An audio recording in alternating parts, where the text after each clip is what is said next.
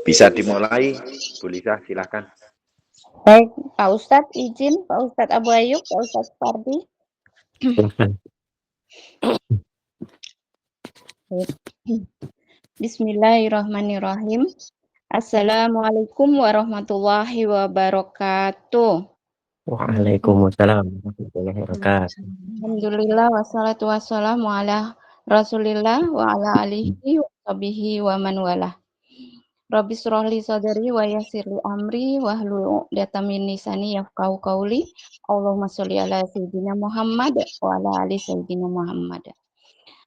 Kepada yang terhormat Ketua Umum Ahlul Quran Sejati dan Zikron Kasiron Bapak Ustadz Haji Spardi, yang kami hormati Al-Mukarrom Guru Besar kita Bapak Ustadz Abu Ayyub, yang sama-sama kita hormati para ustadz, para ustazah, para pengurus aksi dan zikas, dan yang kami banggakan para santri Ahlul Quran Sejati dan Zikron Kasiron, serta para hadirin iwafillah sekalian yang senantiasa insya Allah kita semua selalu dalam rahmat Allah Subhanahu wa Ta'ala. Puji dan syukur mari kita panjatkan kehadirat Allah Subhanahu wa Ta'ala yang beri kita kenikmatan, diantaranya nikmat iman, nikmat Islam, nikmat sehat, nikmat panjang umur, sehingga hari ini kembali kita dapat melaksanakan acara rutin kita, yaitu disampaikan dan selalu membersamai kita Guru Besar kita Al-Mukarrom Bapak Ustadz Abu Ayyub. Semoga apa yang kita laksanakan hari ini insya Allah diridhoi Allah Subhanahu wa Ta'ala dan menambah takwa serta keimanan serta ilmu yang kita dapat diimplikasikan dalam kehidupan kita sehari-hari. Tak lupa salawat dan salam semoga selalu tercurahkan kepada junjungan kita Nabi Muhammad SAW beserta para keluarganya, para sahabat-sahabatnya. Semoga kita termasuk yang mendapat akhir zaman. Amin ya rabbal alamin. Saya Lisa sebagai pembawa acara akan membacakan susunan acara hari ini, yaitu pertama pembukaan, kedua sambutan, ketiga acara inti tausiah, 4 tanya jawab, kelima sesi kuis, 6 doa dan penutup. Baik, kita buka acara hari ini dengan membaca basmalah bersama-sama. Bismillahirrahmanirrahim. Dan selanjutnya yaitu sambutan dari Ketua Umum Ahlul Quran Sejati dan Zikron Kasiron kepada Bapak Ustadz Haji Supardi. Disilahkan. Bapak Ustadz. Terima kasih. Bismillahirrahmanirrahim. Assalamualaikum warahmatullahi wabarakatuh. Alhamdulillahirabbil alamin. Kama yu'minu baraka Wabishrah li sadri wa yassir li amri wahlul 'uqdatam min lisani yafqahu qawli. Pertama-tama marilah kita panjatkan puji dan syukur kita kehadirat Allah Subhanahu wa Ta'ala karena pagi hari ini Allah memberikan nikmat-Nya kepada kita untuk sama-sama bertemu dalam rangka menjalankan kewajiban kita sebagai seorang muslim, yaitu thalabul ilmi. Mudah-mudahan apa yang kita lakukan diridhoi oleh Allah dan dicatat sebagai amal baik kita kelak di hari akhirat.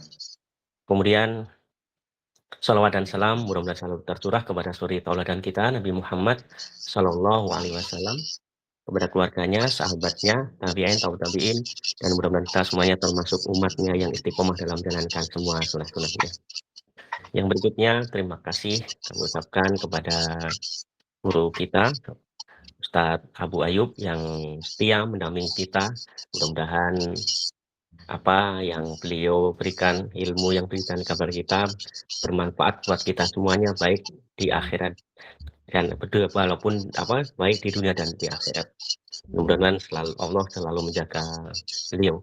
Kemudian yang berikutnya, terima kasih juga kepada teman-teman Dzikron Katsiron dan Ahlul Quran Sejati juga undangan yang berkenan hadir pada kesempatan kali ini. Mudah-mudahan apa yang kita lakukan ini dianggap sebagai amal baik yang menjadi pemberat amal kebaikan kelak di akhirat. Kemudian yang berikutnya, sebagaimana kita ketahui bahwa sebentar lagi kita akan menyambut datangnya bulan suci Ramadan. Mudah-mudahan kita sampai di bulan itu dan kita bisa memaksimalkan ya bulan Ramadan dengan sebaik-baiknya, yaitu mempersiapkan diri dari sekarang untuk menyambut datangnya bulan suci.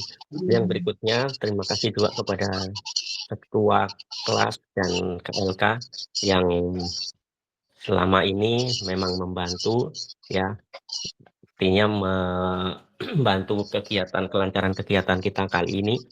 Ya, untuk ketua kelas saya sedikit mengingatkan untuk sebetulnya di grup ikhwan maupun akhwat sudah di-share, tapi kadang di sebagian kelas itu tidak di-share, maka saya mohon untuk ketua kelas untuk memperhatikan apakah sudah di-share di grup kelas yang masing-masing.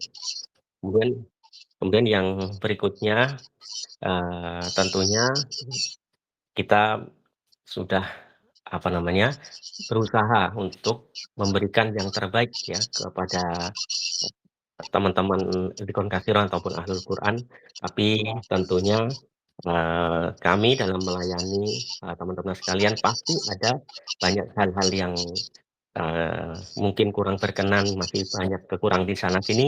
Mudah-mudahan saya berharap teman-teman memberikan maklum dan memaafkan kepada kami sebagai pengurus.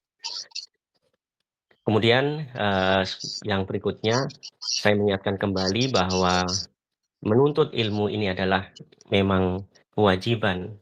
Kemudian ilmu sudah didapat, pasti harus diamalkan ya. Mudah-mudahan kita ini tetap ya istiqomah dalam menuntut ilmu sampai Allah memanggil kita semuanya. Mungkin dari saya cukup sekian, kurang lebihnya mohon maaf. Barakallahu fikum. Wassalamualaikum warahmatullahi wabarakatuh. Waalaikumsalam warahmatullahi wabarakatuh. Ya, terima kasih Pak Ustadz yang tidak kurang-kurangnya ya mengingatkan kita selalu untuk menuntut ilmu dan mengamalkannya dari buayan sampai ke liang lahat seperti itu ya teman-teman. Semoga kita dapat melaksanakan itu semua sampai di akhir masa kita di dunia ini.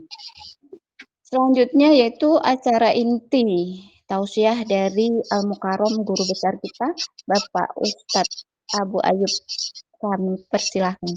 Monggo Pak Ustadz. Baik, bismillah. Assalamualaikum warahmatullahi wabarakatuh. Waalaikumsalam. Innal hamdalillah nahmaduhu wa nasta'inuhu wa nastaghfiruh wa na'udzu billahi min shururi anfusina wa min sayyiati a'malina. Man yahdihillahu fala mudilla lahu wa man yudlil fala hadiya lahu.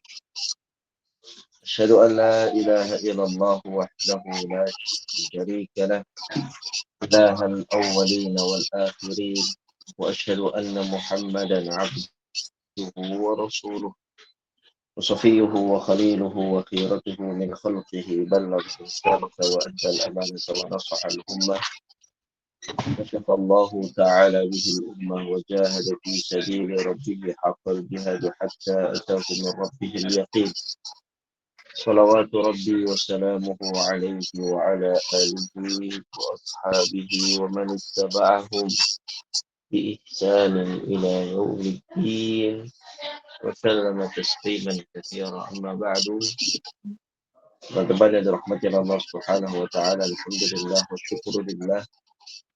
Di kesempatan kali ini kembali Allah Azza wa Jalla mengumpulkan kita dalam majelis ilmu.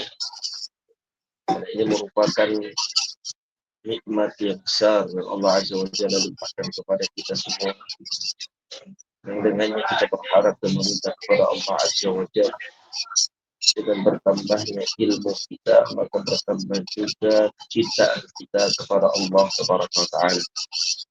Dengan bertambahnya ilmu kita, maka bertambah juga harapan kita kepada Allah serta rasa takut kita kepada Allah Azza wa Jalla. Salawat serta salam semoga selalu tercurahkan dan terlimpahkan kepada Nabi besar Muhammad sallallahu alaihi wasallam, kepada para sahabat dan keluarga beliau ila yaumil. Baik teman-teman yang dirahmati Allah tabaraka wa taala, di pertemuan yang lalu karena kita bahas perihal-perihal yang menjadikan seorang mukmin semakin yakin dengan keimanan. Di perkara-perkara yang disebutkan oleh Allah Azza wa Jalla yang menguatkan akan keimanan seorang hamba kepada hari akhir. Dan bahwasanya kebangkitan di hari akhir itu adalah suatu kepastian. Bukan hanya dia dapat diimani, tapi dapat masuk dalam akal logika seorang hamba. Kalau dia mau jujur dalam hatinya. Di kesempatan kali ini bismillah tabaraka wa ta'ala, pembahasan kita adalah apa yang akan ada dan yang akan kita alami setelah kematian nanti. Dan ini merupakan salah satu inti pembahasan dari beriman kepada hari akhir. Karena pada hakikatnya kehidupan hari akhir itu akan dimulai startnya ketika kita meninggal dunia. Satu fase kehidupan yang pasti dilewati oleh setiap manusia. Mukmin, kafir, saleh, fajir, pasti akan melewati fase tersebut. Fase di mana tidak ada lagi orang yang dapat menolong dirinya, tidak ada lagi yang dapat membantunya, tidak ada lagi yang dapat membersamai. Itu adalah fase puncak kesendirian seorang hamba di dalam mempertanggungjawabkan setiap amal dan ucapannya. Teman-teman yang dirahmati Allah tabaraka wa taala, tentu sesudah kematian kita tahu ketika di alam kubur akan ada pertanyaan-pertanyaan dari dua malaikat. Di dalam kubur akan ada yang namanya nikmat dan akan adanya azab. Azab kubur, nikmat kubur, dua pertanyaan ini adalah hal-hal yang sering kita dengar dari para mubaligh dan dai yang mengingatkan kita kepada hari akhirat. Alam kubur ini adalah suatu alam transit yang merupakan penentu apakah perjalanan kita menuju hari akhir adalah perjalanan yang penuh dengan keselamatan atau perjalanan yang penuh dengan kehancuran. Tadi disebutkan dalam sebuah riwayat, fa inna jaminhu fama ba'dahu aisaru minhu. Apabila dia selamat di dalam kubur, maka perjalanan-perjalanan berikutnya setelah alam kubur akan lebih mudah bagi dia untuk dia lewati. Fa illam yanju minhu fama ba'dahu. Ya. Adapun kalau seandainya dia tidak selamat di dalam kubur, dia diazab, dia dihancurkan, dia disiksa di dalam kubur, fama ba'dahu as'abu. Maka fase-fase berikutnya setelah alam kubur merupakan fase-fase yang lebih mengerikan, lebih menyakiti, lebih menyiksa dibandingkan fase di alam kubur. Akan lebih berat bagi dia untuk dia lewati kalau di alam kubur saja dia sudah gagal. Sehingga keberhasilan seorang hamba di dalam meniti jalan hari akhir itu tidak lepas dari keberhasilan dia melewati fase alam kubur. Dan banyak sekali hadis serta ayat di dalam Al-Quran yang menjelaskan kepada kita tentang kejadian-kejadian, peristiwa-peristiwa, hal-hal yang akan dilalui dan dialami oleh seorang hamba di dalam kubur. Kabar dari Nabi SAW telah sampai secara mutawatir kepada kita tentang adanya pertanyaan dua malaikat, nikmat kubur dan azab kubur, sehingga mengimani hal-hal ini adalah wajib hukumnya, teman-teman. Nikmat kubur, siksa kubur yang akan dialami oleh setiap manusia kelak di alam kubur nanti, itu berlaku untuk ruh dan jasad sesuai dengan hubungan ruh terhadap jasad dalam kehidupan barzakhiyah. Dan hubungan ini berbeda dengan hubungan ruh terhadap jasad ketika ada dalam kehidupan dunia. Ya, kalau kita katakan apakah ruh dan jasad juga mengalami, jasad juga mengalami. Tapi hubungan antara ruh dengan jasad tersebut adalah dalam kehidupan barzakh, dalam kehidupan kubur, bukan seperti kehidupan dunia. Jadi hukum-hukum kehidupan barzakh ini berlaku untuk ruh, sedangkan jasad mengikutinya, berbeda dengan kehidupan dunia. Berdasarkan hal ini, maka dapat dipahami bahwa nikmat dan azab kubur itu berlaku bagi orang yang berhak menerimanya, baik itu dikubur maupun tidak. Karena ada orangnya yang dia meninggal itu tidak dikubur dia. Misal dia dimakan binatang buas, misal dia terbakar sehingga menjadi abu, misal dia tenggelam di laut, ataupun dengan cara-cara yang lain. Ya, jadi dengan cara apapun dia meninggal dunia, dan seperti apapun jasadnya, itu ditinggalkan oleh ruh, maka tetap dia akan merasakan yang namanya kehidupan di alam barzakh. Dalil-dalil Praktis aja. dalam bab ini sangatlah banyak. Antaranya dalam surat Ibrahim, teman-teman, dalam surat Ibrahim ayat 27, Allah Subhanahu wa taala mengabarkan kepada kita tentang keteguhan yang Allah tancapkan di hati orang-orang yang beriman. Ketika mereka ditanya dengan pertanyaan yang bahkan anak kecil pun tahu jawabannya ketika di dunia, tapi belum tentu orang besar itu bisa menjawabnya ketika nanti di dalam kubur. Man rabbuk? Siapa Rabbmu? Wa man nabiyuk? Siapa nabimu? Wa ma dinuk? Apa agamamu? 3 pertanyaan yang akan ditanya.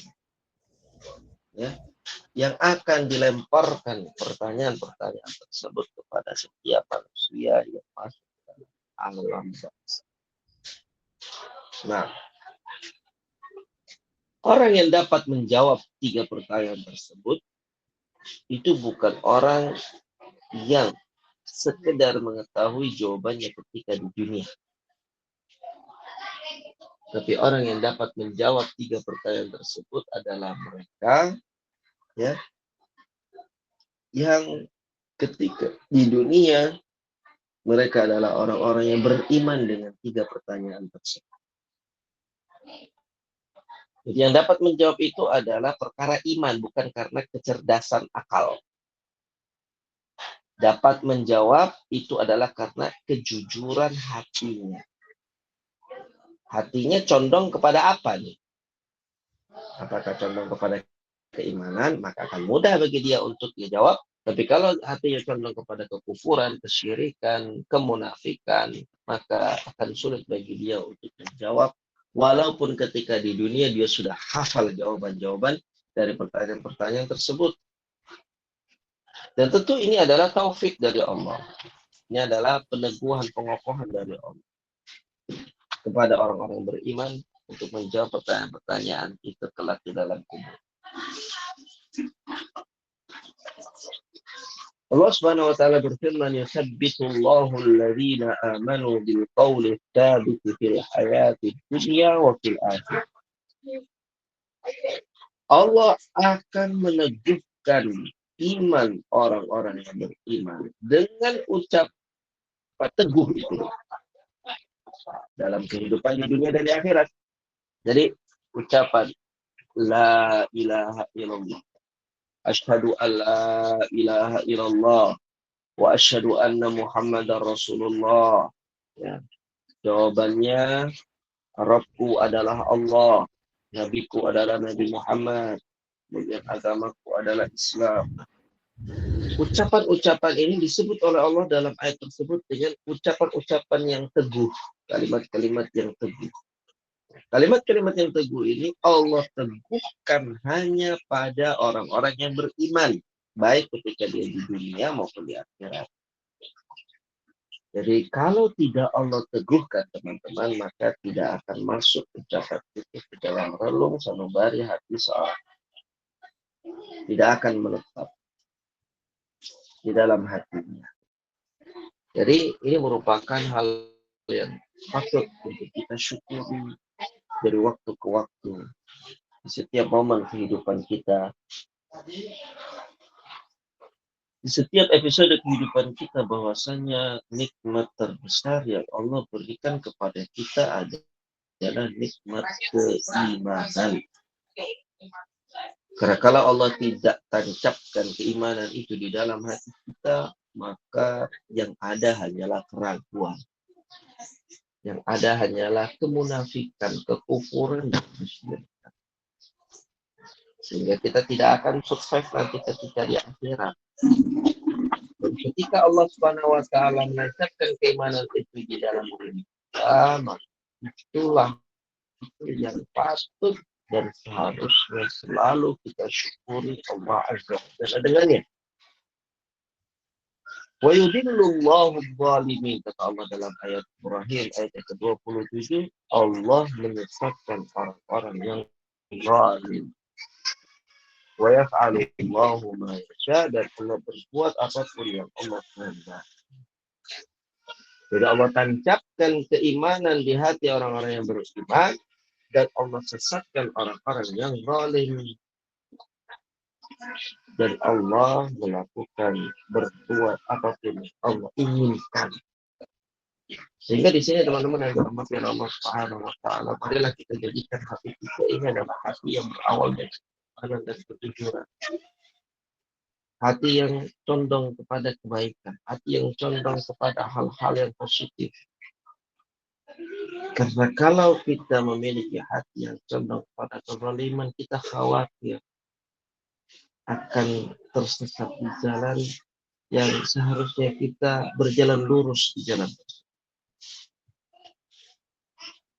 Dan teman-teman yang dirahmati oleh Allah Subhanahu wa taala, Imam Muslim meriwayatkan dengan sanadnya dari Al-Bara' bin Azib radhiyallahu taala anhu, di mana Nabi bersabda tentang ayat yang tadi kita baca, ayat ke-27 dari surat Ibrahim. Ketika Allah turunkan yuthabbitullahu alladhina amanu bil qawli tsabit, meneguhkan iman orang yang beriman dengan ucapan yang teguh di dunia dan di akhirat. Qala kata Nabi sallallahu alaihi wasallam, ayat ini nazalat fi adzabil qabri. Ketahuilah oleh kalian wahai para sahabat, sesungguhnya ayat ini itu turun menjelaskan tentang azab kubur. Jadi pertanyaan kubur itu dapat dijawab ketika Allah Azza wa Jalla menancapkan, meneguhkan jawaban-jawaban itu di hati seorang mukmin. Tapi kalau tidak, maka dia tidak akan bisa jawab. Maka Nabi sebutkan, fayuqalu lahu, akan ditanyakan kepada orang itu, man rabbuka, siapa Rabb? Fayaqulu Allah, dia katakan, Rabbku adalah Allah. Kenapa dia bisa menjawab dengan jawaban itu? Karena hatinya telah diteguhkan oleh Allah dengan keimanan. Wa Nabi Muhammadun sallallahu alaihi wasallam, nabiku adalah Nabi Muhammad. Nabiku adalah Nabi Muhammad, kata dia. Fadzalika qaulullah azza wa jalla, dan itulah kata Nabi firman Allah tabaraka wa taala, yuthabbitullahu alladhina amanu bil qawli tsabit fil hayatid dunya wa fil akhirah. Allah meneguhkan iman orang-orang yang beriman dengan ucapan yang teguh, baik dalam kehidupan di dunia maupun dalam kehidupan akhirat. Sehingga penafsiran ayat oleh hadis tersebut menunjukkan akan adanya pertanyaan di dalam kubur. Itu sudah merupakan suatu kepastian. Kita akan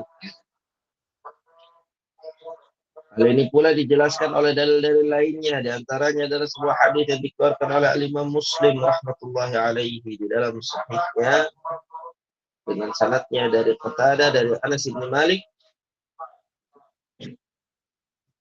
Nabi Shallallahu Alaihi Wasallam bersabda, "Innal abda," kata Nabi, sesungguhnya seorang hamba itu, "idza wudi'a fi qabrihi," apabila dia telah diletakkan di dalam kuburnya, "wa tawalla anhu ashabuhu," dan teman-teman yang mengantarnya sudah pergi meninggalkannya, "innahu la yasma'u qar'ani 'alihim," sesungguhnya dia akan mendengar suara ketukan sandal-sandal mereka. Jadi langkah-langkah mereka itu akan terdengar oleh yang ada di dalam kubur itu. Qala ya'tihi malakan. Lalu setelah itu Nabi bersabda, setelah teman-temannya pergi, orang-orang mengantarkannya pergi, sahabatnya, keluarganya pergi meninggalkan dia sendirian di dalam kubur, ya'tihi malakan, maka akan datang kepadanya dua malaikat, fayuq'idanihi, dan kedua malaikat itu akan mendudukkannya, disuruh duduk ya. Fayaqulani lahu, dan keduanya akan berkata kepadanya, ma kunta taqulu fi hadzal, apa yang kau katakan. Qala fa ammal mu'min, ya, orang ini maksudnya siapa? Nabi Muhammad SAW. Apa pendapatmu tentang Muhammad? Akan ditanya seperti itu. Apa pendapatmu tentang Muhammad? Apa yang kamu katakan tentang Muhammad? Nabi SAW melanjutkan, adapun orang mukmin dia akan berkata, asyhadu annahu abdullahi wa rasuluhu, saya bersaksi bahwasanya Muhammad adalah hamba dan utusan Allah. Qala, maka Nabi melanjutkan, fayuqalu lahu, dikatakan kepada manusia tersebut, undur ila ma'adika minan nar, lihatlah ke arah sana, itu adalah tempatmu di neraka. Itu adalah tempatmu di neraka. Begitu mengerikan dan begitu menyengsarakan kondisi, ya, kondisi tempatnya di neraka. Qad abdalakallahu bihi maq'adan minal jannah.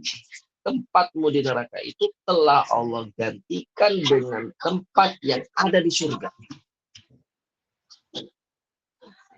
Jadi seperti itulah metode Allah Subhanahu wa taala menjadikan seorang hamba itu begitu bersyukur.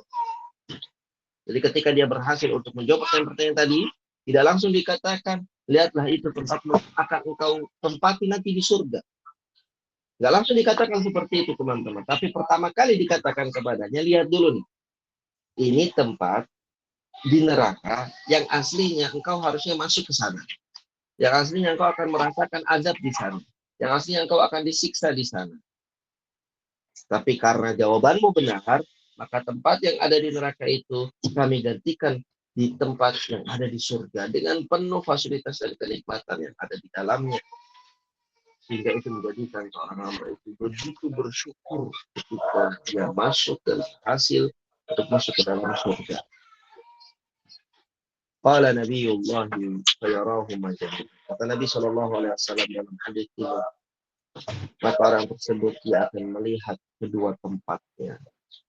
Tempatnya di neraka, kalau seandainya dia gagal menjawab, dan tempat yang akan dia masuki di surga nanti. Dan semuanya teman-teman yang dirahmati oleh Allah, tentunya ini adalah sebuah muqaddimah, awal permulaan perjalanan kehidupan seorang hamba di akhir. Jadi kita sudah sebutkan fase awalnya itu adalah di dalam kubur. Di dalam kubur dia akan diperlihatkan. Nanti setelah dia dimatikan kembali, lalu dibangkitkan, dikumpulkan di padang mahsyar, melewati sirat, dia akan berakhir di mana? Akan berakhir di neraka atau akan berakhir di surga. Itu kisi-kisinya sudah dikasih tahu semenjak di mana? Di dalam kubur. Sudah dikasih tahu kisi-kisinya. Ya. Sudah diperlihatkan tempat yang akan dia tempati ketika nanti ya sudah melewati surga. Tentu ini merupakan hal yang membuat kita hidup di dunia, membuat hati kita itu bertebar. Kenapa? Karena setelah kehidupan yang dikubur, di dalam kubur saja itu harus menunggu. Jadi menunggunya orang mukmin di dalam kubur itu adalah penungguan yang penuh dengan kenikmatan. Kenapa? Karena dia dijanjikan surga. Sedangkan orang kafir, orang munafik, di dalam kubur mereka akan tersiksa. Kenapa? Mereka menunggu sesuatu yang pasti akan mereka hancur dengannya, yaitu neraka. Semakin gelisah. Ya. Tidak, orang itu tidak ketika mati dia langsung dilemparkan ke neraka kalau dia menjadi penduduk neraka gitu ya. Dan dia ketika mati dia langsung dimasukkan ke dalam surga kalau dia menjadi penduduk surga. Tapi ada fase yang proses yang panjang sekali orang itu menunggu teman. Apa yang mereka tunggu ketika dalam kubur? Menunggu Allah kiamatkan dunia ini. Ya Allah matikan mereka kembali. Ya. Kemudian nanti mereka akan dibangkitkan oleh Allah Subhanahu wa taala dan dikumpulkan di padang mahsyar untuk menjalani proses yang juga panjang. Proses apa? Proses persidangan. Semua manusia akan disidang oleh Allah. Semua manusia akan ditimbang amalannya. Semua manusia akan melalui satu fase demi fase di kehidupan akhirat itu setelah padang mahsyar. Baru disitulah kemudian ya dia tahu kemana dia harus kembali, apakah ke dalam neraka maupun teman-teman yang dirahmati Allah Azza wa Jalla. Di dalam hadis yang terakhir kita ucapkan dari sini Anas bin Malik, Nabi bersabda, ya, fayarahuma jami'an. Orang itu akan melihat dua tempat kembalinya, baik tempat kembali di neraka maupun tempat kembali di surga. Dan itu ya, yang tidak dapat kita lakukan dan tidak dapat kita lihat di dunia. Di dunia kita tidak tahu, kita tidak pernah melihat tempat kembali kita di neraka atau di surga seperti apa, kita tidak pernah bisa melihat. Tapi yakinlah teman-teman, apa yang disampaikan oleh Nabi ini merupakan sebuah kebenaran. Kita pasti akan melewati. Kita unggul dari orang-orang yang kafir itu adalah dengan keimanan, bukan dengan akal logika. Kita bisa menjadi orang beriman karena kita beriman. Kita meyakini sesuatu yang bahkan tidak pernah kita lihat, tidak pernah kita dengar, tidak bisa masuk ke akal kita, tapi ketika itu disampaikan oleh Allah dan Rasulnya, kita imani dan kita yakini, itulah yang menyebabkan kita menjadi orang beriman. Kalau orang kafir tidak. Orang kafir, saya harus paham dulu, harus masuk logika saya dulu, harus masuk nalar saya dulu, baru saya mau percaya. Tapi kita tidak. Cukup dengan membaca, cukup dengan membaca hadis-hadis Nabi SAW. Maka kita tahu bahwasanya janjinya Allah, informasi yang disampaikan oleh Rasulullah itu adalah suatu kebenaran yang pasti akan terjadi dan pasti akan kita. Kemudian kata salah seorang perawi dalam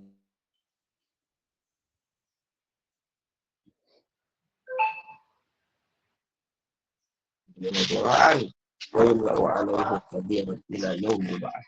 setelah orang itu memperlihatkan tentang tempatnya di neraka dan tempatnya di surga, dikabarkan bahwasanya engkau akan menempati.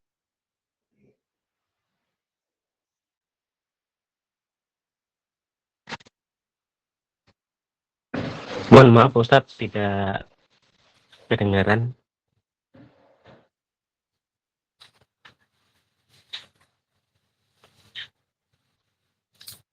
Pak Ustadz Abu Ayub, suaranya hilang Pak Ustadz. Masih ada ya Mas Imam ya?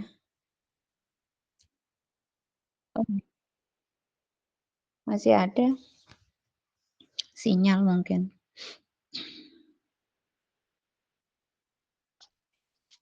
Sudah disebutkan dalam hadis yang diriwayatkan oleh Muslim seluas 70 hasta. Al-Imam Al-Bukhari meriwayatkan dengan sanadnya dari Abdullah bin Abbas, di mana Abbas mendengar dan melihat Nabi Shallallahu Alaihi Wasallam ketika itu melewati ada 2 kuburan.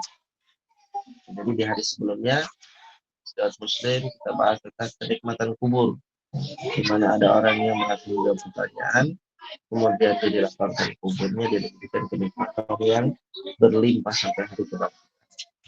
Di hadis di Sahih Bukhari ini dari Abdullah bin Abbas, kita akan diberitahukan oleh Nabi Shallallahu Alaihi Wasallam bahwasanya akan ada azab di dalam kubur. Abdullah bin Abbas melihat Nabi melewati 2 kuburan. Lalu kemudian Nabi mengatakan, innahuma la yu'adzaban. Sesungguhnya 2 orang yang ada di 2 kubur ini saat ini sedang disiksa. Wa ma yu'adzabani fi kabir, dan tidaklah mereka disiksa karena dosa besar. Atau dalam makna yang lain, tidaklah mereka disiksa karena dosa, ya, karena sebuah kesalahan yang berat atau sulit untuk ditinggalkan. Amma ahaduhum, adapun salah seorang dari mereka, fakana yas'a bin namimah, dia melakukan namimah, adu domba. Dia suka ngadu domba. Bisa jadi adab dalam kubur. Wa amma ahaduhuma, adapun yang lain, fakana la yastatiru min baulihi, ya, dia ketika buang air kecil dia tidak menutupi aurat. Ini suatu pelanggaran yang disebutkan oleh Nabi dalam hadis ini. Terdapat azab kubur kalau dilakukan. Kencing tidak nutup aurat, kencing tidak bersembunyi, ya, dia kencingnya di ruang terbuka yang memperlihatkan auratnya. Ini dalam satu syarah hadis. Di penjelasan yang lain disebutkan istitar itu maksudnya adalah dia tidak cebok, ya. Dia tidak bersihkan dirinya setelah dia kencing. Dua-duanya dibenarkan oleh para ulama dan dimaksudkan dengannya apa? Dimaksudkan dengannya pemahaman dari makna istitar. Jadi kalau ada orang yang kencingnya dia tidak menutup auratnya, atau kemudian dia kencingnya dia tidak cebok setelah dia kencing, maka di situ akan masuk dalam kategori orang yang akan mendapatkan azab kubur yang dimaksud oleh Nabi di dalam hadis ini. Jadi orang yang akan mendapatkan azab kubur diantaranya adalah orang yang suka ngadu domba dan orang yang tidak cebok setelah kencing. Setelah mengabarkan hal tersebut, Nabi Shallallahu Alaihi Wasallam mengambil batang kayu kurma yang masih segar, masih basah. Maka sarahu, lalu kemudian Nabi belah menjadi 2. Tsumma gharaza kulla wahidin minhuma ala qabri, Nabi tancapkan masing-masing dari belahan itu di atas kuburan yang tadi Nabi katakan tentang orang yang ada di dalam di Allah. Tsumma qala, lalu kemudian Nabi bersabda, la'allahu yukhaffafu anhu ma lam yaibas, mudah-mudahan kedua orang di dalam kubur ini diringankan azabnya oleh Allah selama 2 batang kayu tadi masih basah dan belum kering. Ini adalah apa yang disebutkan oleh Nabi Shallallahu Alaihi Wasallam yang mengingatkan kepada kita ketika menjadi orang yang semakin yakin dengan adanya azab kubur dan nikmat kubur. Sehingga Nabi Shallallahu Alaihi Wasallam terakhir disebutkan dalam pertemuan kita kali ini dalam sebuah hadis Bukhari dari riwayat Abu Hurairah, Nabi bersabda, Allahumma inni a'udzubika min adzabil qabr. Ya Allah, sesungguhnya aku berlindung kepadamu dari adab kubur. Wa min adzabin nar, dan aku berlindung kepadamu dari azab neraka. Wa min fitnatil mahya wal mamat. Aku berlindung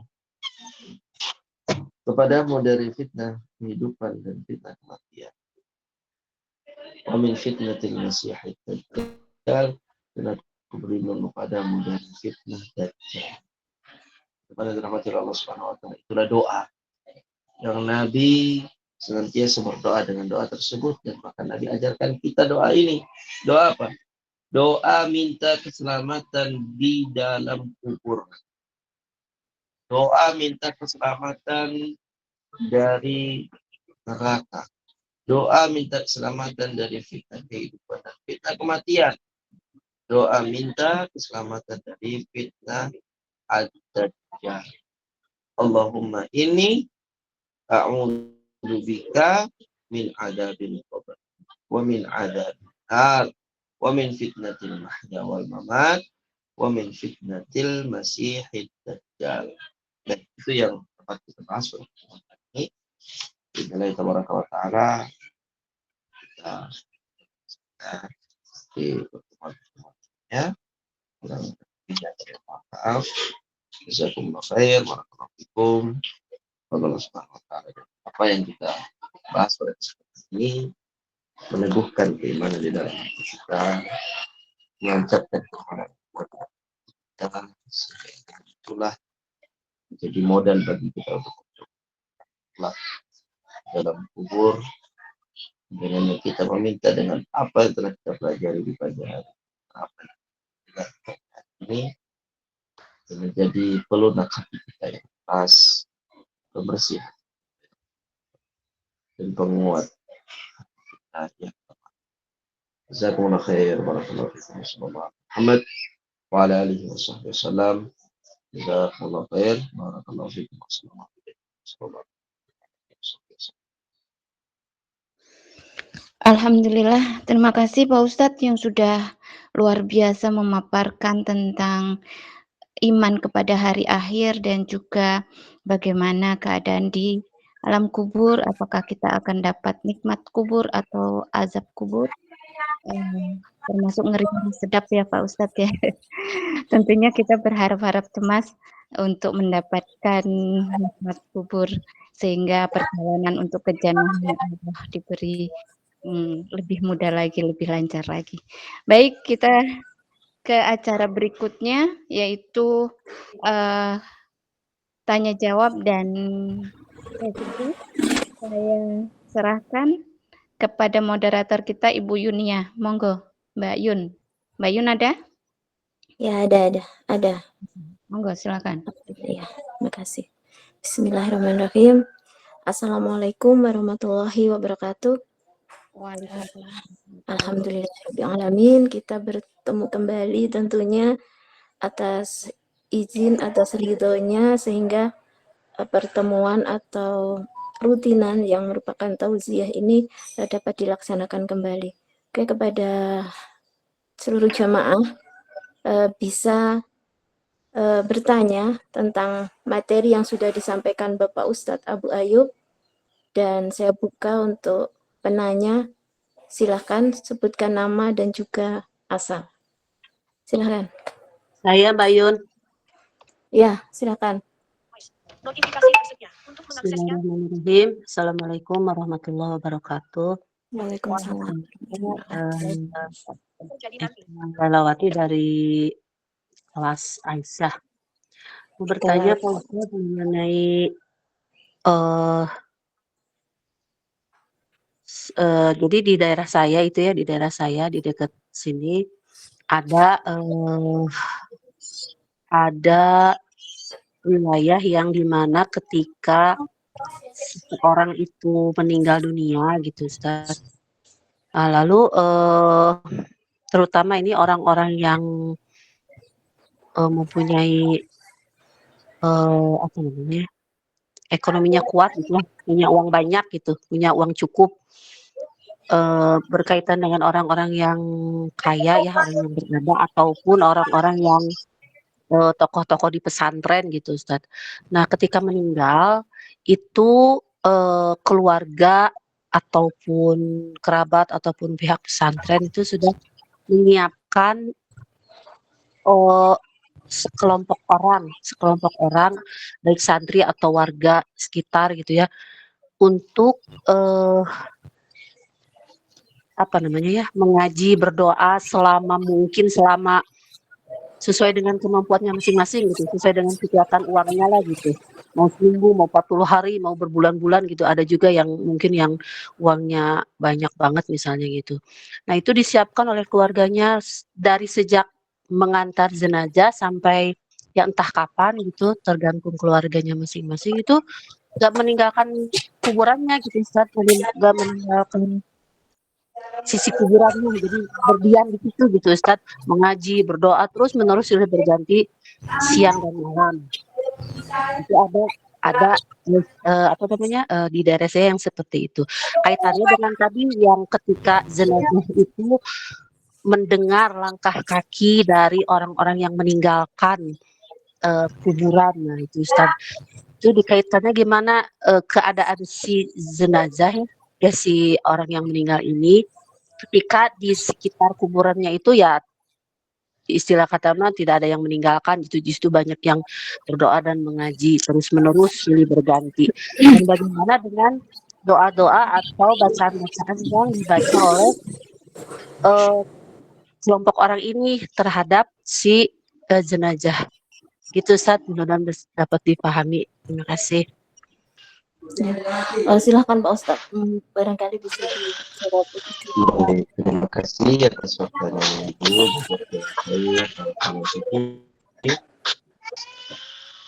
Dari zahir hadis yang kita baca tadi, kalau seandainya masih ada orang yang berada di kuburnya semenjak dia dikubur, maka selama itu pula tidak akan ada malaikat yang datang kepadanya dan itu menghambat proses pertanyaan.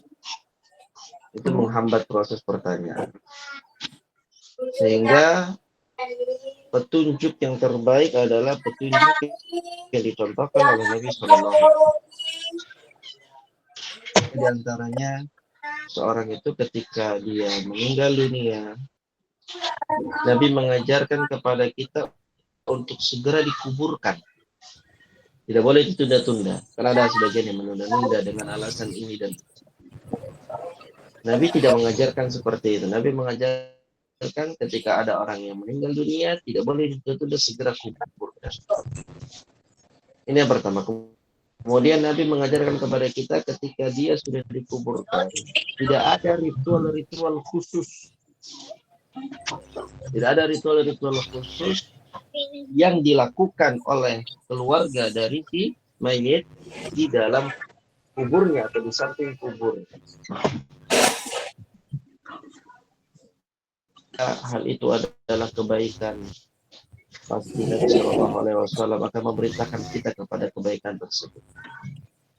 Tapi ternyata Nabi tidak lakukan itu. Dan ternyata memang itu berkaitan dengan proses pertanyaan dari dua malaikat yang akan ketika si pengantar itu sudah pergi. Namun kemudian ketika orang-orang itu masih ada, berarti di sini akan menghambat pertanyaan para malaikat. Dan ini akan memberatkan si mayit. Jadi ada hal-hal yang kita lakukan, kita anggap itu adalah sebuah kebaikan, tapi ternyata itu malah menjadi kategori kesalahan dan bahkan memberatkan orang yang tadinya ingin kita tolong.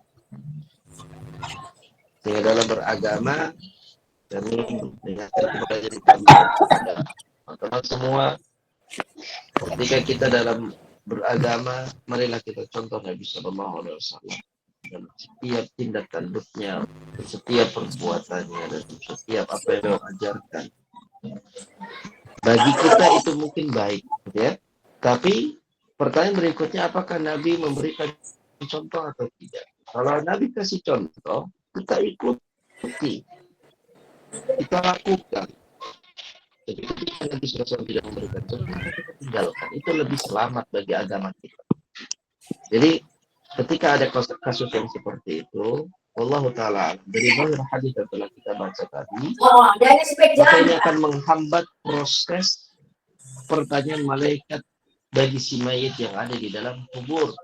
Dan ini tentu menyiksa dirinya. Itu menyiksa dirinya. Itu akan menjadikan dia tidak nyaman pastinya. Kenapa? Karena proses yang harusnya berlanjut kemudian terhenti. Wallahu ta'ala alam. Jazakumullah khair. Barakallahu. Ya, terima kasih Pak Ustadz. Pak Ustadz, itu ketika kegiatan yang sama atau berdoa itu dilakukan di rumah duka, apakah itu juga merupakan sesuatu yang beda atau sama? Baik. Barakallahu fikum, Masya. Pertanyaannya, kalau itu dilakukan di samping kuburan secara terus-menerus begitu ya. Baik, sekarang pertanyaannya dirubah menjadi kalau hal itu dilakukan di dalam rumahnya. Jadi konteksnya orang-orang yang mengantarkan jenazah ke kubur itu sudah pulang. Iya, sudah pulang. Sudah pulang. Apakah proses di dalam kubur itu akan berlanjut? Nah, kita jawab iya. Sesuai dengan zahir hadis yang Nabi kabarkan kepada kita ketika sudah pulang, sudah meninggalkan kuburan, proses berikutnya akan lanjut, yaitu apa pertanyaan malaikat yang akan dilemparkan kepada si mayit. Akan ada dua malaikat yang datang yang bertanya kepadanya, dan Assalamualaikum. tergantung jawaban. Apakah jawabannya itu adalah jawaban yang benar sehingga dia mendapatkan kenikmatan, atau jawaban yang salah sehingga dia mendapatkan adab di dalam kubur. Itu kalau benar sudah diketahui. Adapun kalau pertanyaannya itu adalah doa yang dilakukan di dalam rumah, tidak dikaitkan dengan sebuah ritual khusus, maka tidak mengapa. Asalkan tidak diapakan, tidak dibatasi. Saya doa dibatasi selama 2 hari misalnya. Saya berdoa dibatasi 4 hari. Saya adakan acara-acara selama hari-hari tersebut. Selama tidak ada pembatasan-pembatasan seperti ini, maka dibolehkan seseorang itu secara luas, kapan saja, di mana saja dia ingin berdoa kepada mayit, maka ini dibolehkan. Wallahu a'lam. Iya. Ya, terima kasih Pak Ustadz. Karena yang terjadi di masyarakat itu selalu ini 7 hari atau 40 hari, dan itu sudah menjadi lazim di masyarakat sekitar. Iya, waalaikumsalam. Saya mau nanya Pak Ustadz. Dari mana, siapa? Namanya Srianti dari Tangerang. Mbak Srianti, Tangerang. Silahkan. Iya. Begini Pak Ustadz, kan tentang tadi yang mendapatkan atap kubur yang nggak cebok dan perlihatkan nggak ditutupin auratnya, begitu kan ya, mendapatkan siksa kubur. Nah, sedang bagi si penderita ini orang sakit gitu, seperti apa harus membersihkan dirinya gitu Pak Ustadz. Sedangkan sekarang kan modelnya cuma dilap pakai tisu gitu, apakah itu sudah termasuk membersihkan dari hadas begitu Ustadz? Baik. Ya, bagus Ibu. Terima kasih atas pertanyaannya. Kalau kita itu cebok, beristinja, ya, istilah fikihnya, itu tidak harus dengan air, Ibu. Bisa dengan ya hal lain yang Nabi ajarkan, itu dengan batu. Dan hal yang serupa dengan batu dalam konteks ini bisa dengan tisu, ya. Jadi dalam kondisi-kondisi khusus, ya, ketika seorang itu tidak bisa menggunakan air, atau seseorang itu sulit mendapatkan air, boleh bagi dia untuk menggunakan batu atau yang serupa dengannya, semisal tisu. Jadi itu tidak mengapa. Itu pun sudah dikategorikan cebok. Jadi cebok itu tidak harus dengan wallahu a'lam. Nah, satu lagi Ustadz, ini kan suami saya kan sakit stroke Ustadz. Nah, sedang mengerjakan sholat ya, kan menuju ke kamar mandi kan kesulitan. Jadi dalam sholat itu selalu melakukan wudhunya dengan tayamum Ustadz. Bagaimana, apa sekiranya itu sholatnya sah gitu Ustadz? Baik, kondisi suami ibu saat ini, apakah boleh sakit menyentuh air stroke, atau tidak? nggak Boleh. bisa jalan tanpa dibantu. Sedang saat sholat juga yang membantu tidak ada gitu, Ustadz. Ya, Jadi kalau nggak bisa ke kamar mandi berwudu gitu. Jadi dilakukannya secara tayamum. Jadinya gitu, Ustadz. Apakah sholatnya diterima atau sah atau tidak gitu, iya, Ustadz. barakallahu fiik. Makasih Ibu. Jadi dalam kondisi seseorang itu tidak mampu untuk berwudu, ya, tidak ada yang menolong, tidak ada yang membantu, bertayamum di situ bisa bertayamum dan sholatnya sah. Asalkan memang kondisinya Terima tidak ada orang kasih. yang membantu. Tapi kalau ada orang yang membantu, maka bisa diambilkan air wudhu katanya, atau dibantukan untuk berwudhu, dibantu, dituangkan atau diusapkan. Itu kalau ada yang membantu. Tapi kalau sama sekali tidak ada yang membantu, maka di situ fattaqullaha mastata'tum, kita bertakwa kepada Allah sesuai dengan apa yang kita mampu. Dan Allah sudah berikan keringanan bahwa sebelum bersuci, ketika tidak bisa dengan air, maka bisa dengan tayamum. Allahu a'lam. Nah, caranya bagaimana Ustadz untuk melaksanakan wudhu dengan diusap air itu seperti apa caranya Ustadz? Saya belum ngerti gitu. Ya, bisa dengan ya dibantu dengan tangan kita, dimulai dengan mengusap mukanya. Jadi hal-hal yang wajib dari anggota tubuh yang terkena wudhu itu adalah dengan mengusap mukanya dengan air 3 kali, kemudian tangan kanannya 3 kali, tangan kirinya 3 kali, kepalanya sekali, kemudian kaki kanan 3 kali, kaki kiri 3 kali.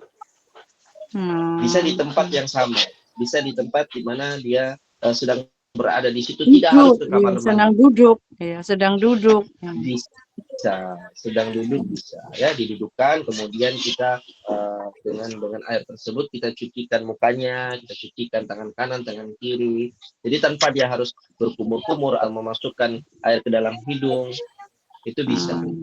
Nah, Ya. Jadi langsung nggak usah memakai wastafel gitu, Ustadz. ya, langsung dengan airnya, tidak bisa kalau itu kan diusap. Oh, Beda antara gitu. mencuci dengan mengusap. Oh, ya.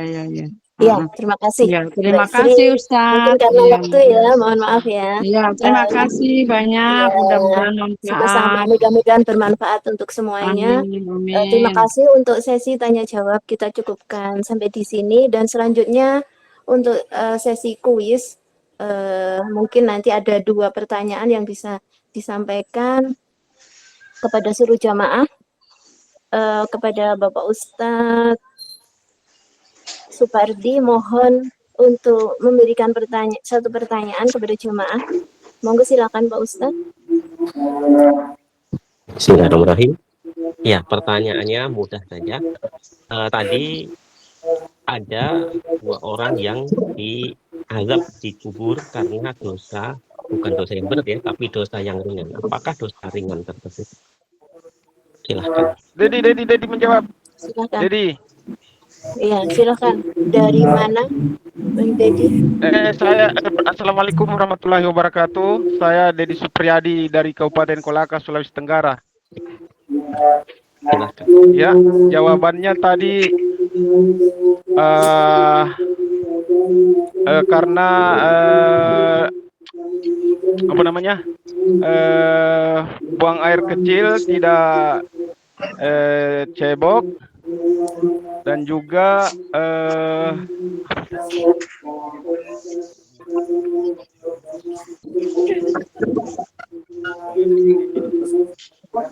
Halo. Halo. Adu domba karena beradu domba, karena dia suka adu domba. Halo? Ya, betul. Ya, silakan Pak Ustadz. Betul. Ya, alhamdulillah.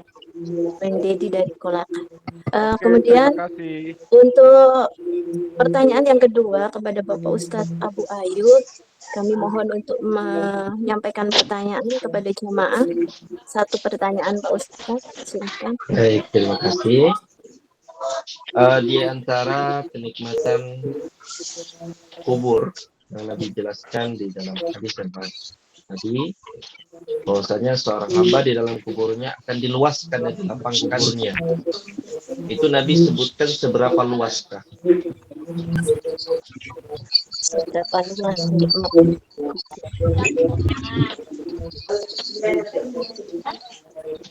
Silakan. Seberapa luas? Nabi menyebutkan tadi bahwa seorang mukmin akan diluaskan. Seberapa luas? Mohon maaf instruksi Ustaz. Tadi pas Ustaz menjelaskan itu, itunya sinyalnya terputus. Oh, saya jawab. Iya. Bukan ayah. Saya jawab dahulu ya. Menghilang Saya jawab suaranya dahulu tadi, sebelum menghilang. saya ganti pertanyaannya. Iya, betul. Iya. Saya Baik, tadi dengar juga. Nabi menyebutkan di dalam hadisnya dilapangkan seluas 70 hasta. Seluas 70 hasta. Nah, baik, kita ganti soal yang lain. Iya, silakan Ustaz. Apakah di sini teman-teman ada yang hafal doa yang Nabi ajarkan tentang meminta perlindungan dari adab kubur? Rudi boleh menjawab? Ya. Halo, Assalamualaikum. Waalaikumsalam warahmatullahi wabarakatuh. Ya, silakan. Kak, yang lain tidak ada lagi yang ini. Boleh? Ya, silakan Bang Rudi. Nah, Rudi saya perkenalkan. A'udzubillahi minasyaitonirrajim. Bismillahirrahmanirrahim. Allahumma inni a'udzubika min azabi jahannam wa min azabi qabri wa min fitnatil mahya wal mamat wa min syarri fitnatil masiihid dajjal. Masya Allah. Ya, benar. Terima kasih. Dua pertanyaan sudah dijawab seluruh maksudnya oleh dua jamaah, yaitu atas nama Dedi dan Rudi. Terima kasih untuk jamaah yang lain bisa. Ada kan? Oh, apa menghilang? Ya, baiklah, demikian untuk sesi pertanyaan, sesi kuis. Kita cukupkan juga sampai di sini karena durasi yang sudah ini ya, sudah mencapai yang kita tetapkan. Terima kasih untuk seluruh jamaah, terutama kepada Bapak Ustadz Abu Ayub sudah berbagi ilmu kepada kita semuanya. Mudah-mudahan Allah memberikan pemahaman, mudah untuk kita melaksanakannya juga. Dan ini berkah untuk kita semuanya. Allah meridhoi. Saya kembalikan kepada Bunda Lisa sebagai pemandu acara. Bunda Lisa, silakan. Sebelumnya saya juga mohon maaf. Saya ucapkan Assalamualaikum warahmatullahi wabarakatuh. Waalaikumsalam warahmatullahi wabarakatuh. Ya, terima kasih Mbak Yun. Cuman tadi Pak Rudi belum nyebut ya dari mana ya. Sudah dari Pagar Alam tadi Mbak. Suaranya ada kedengar tapi kecil. Tadi saya dengar. Iya, jaringan mungkin. Kecil. Baik. Ya, dari Pagar Alam Sumatera Selatan, Mbak Nis. Pak Ustadz Abu Ayub yang sudah membersamai kita dengan ilmu-ilmunya, semoga kita dapat menerapkan dalam kehidupan kita sehari-hari, menambah tahap dan keimanan kita semuanya. Juga kepada para santri, para undangan, dan para ustadz ustazah yang bermain di sini, terima kasih untuk waktunya. Insya Allah nanti kita akan berjumpa lagi bulan depan. Kita tutup dengan doa dengan hamdalah dan doa kafaratul majelis bersama-sama.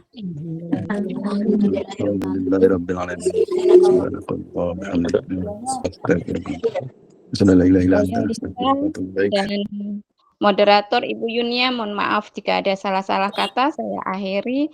Barakallahu fikum. Wassalamualaikum warahmatullahi wabarakatuh. Waalaikumsalam.